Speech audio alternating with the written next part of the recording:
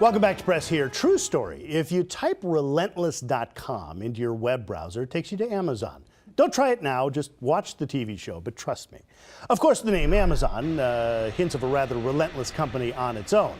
Just look at the last couple of months. Amazon has taken over Whole Foods.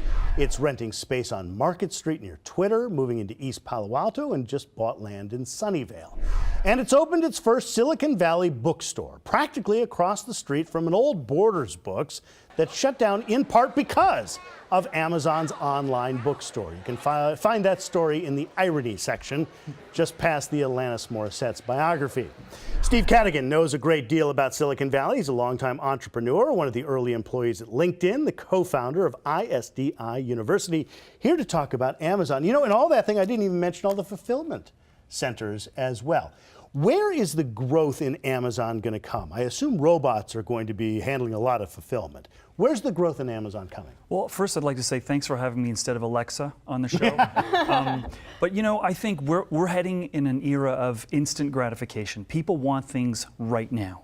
And Amazon is building the capacity and the infrastructure to deliver that. And so someone recently said, where can you expect Amazon? Wherever there's $1 billion market opportunity. And they're seeing retail and delivery as a huge opportunity for them. So I think we're going to continue to see their tentacles spread out.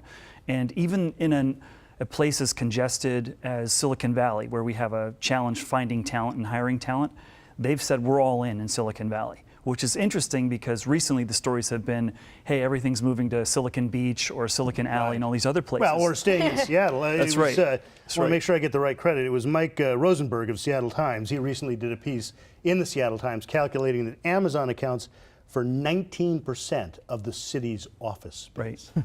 Astonishing. Right.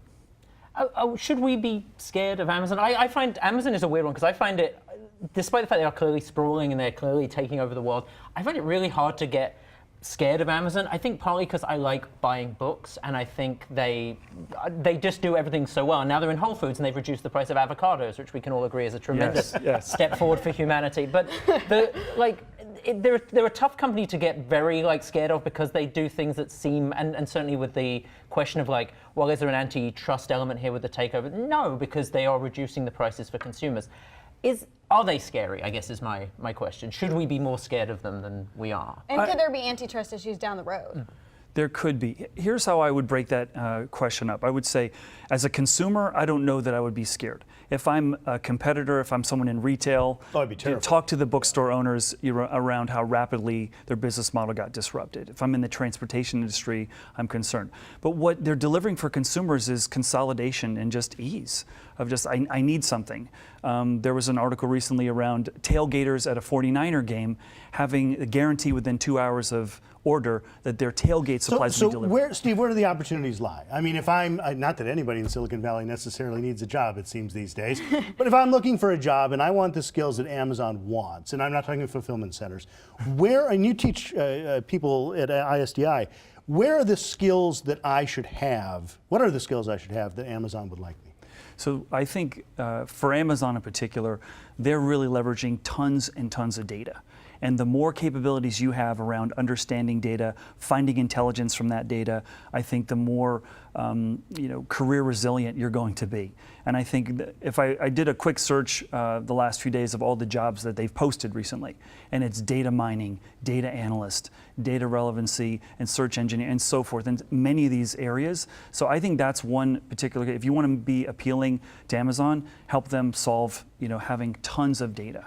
Have they got better at the old problem, the old Amazon problem of they treat their executives maybe very well, and if you're a data guy, you'll get a big fat check from Jeff Bezos. But the people in their warehouses, I mean, you famously get treated like cattle, get boiled sometimes in place.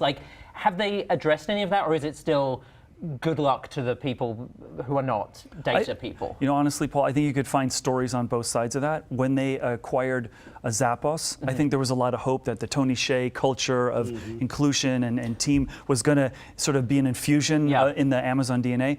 But Amazon doesn't make any apologies. If you've seen, there were some stories last year around the harshness of their culture for the frontline people. And they say, well, we're not trying to pretend we're not. We just don't like people very much, so that's tough. We're a tough place to be. We make no apologies. We're not a typical Silicon Valley company with all the perks. But like water and air conditioning and those, not dying, things like that. Fair. But so what other companies do you think might be scaling up to compete with Amazon? Amazon obviously now touches so many different industries, and so it's really giving other companies a run for their money. Right. Well, I think the fact that Google announced a partnership with Walmart should be a big heads up to anyone that this is a huge area of corporate warfare that's in front of us, because those are two big giants. I mean, if you take a look at, Scott, you asked us earlier, what's the potential upside for Amazon?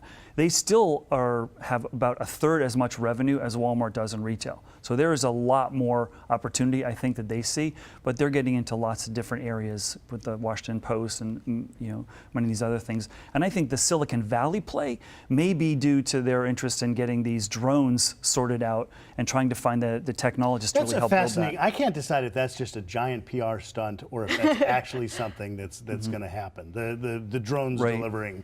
Right. I think it's real. Yeah, I mean, at least for certain parts of America, that makes more sense. It doesn't make sense Well, in a giant city. Yes. But when you live, a few hours away from any sort of fulfillment center, any sort of mall, any sort of anything, this is going to help make it more efficient to deliver. But I can't, in 20 years of covering Silicon Valley, I can't tell you how often I've been burned on that too, where I always go, well, self-drive, Google has a self-drive. It's not going to happen tomorrow. Yes, It's sci-fi, and suddenly the swarms are here. Like, no, it it's just happens fascinating. overnight. Google has an automated car. Sure, they do an No. automated car. Steve Cadigan, if I had to study one thing to get a great job at Amazon, data science?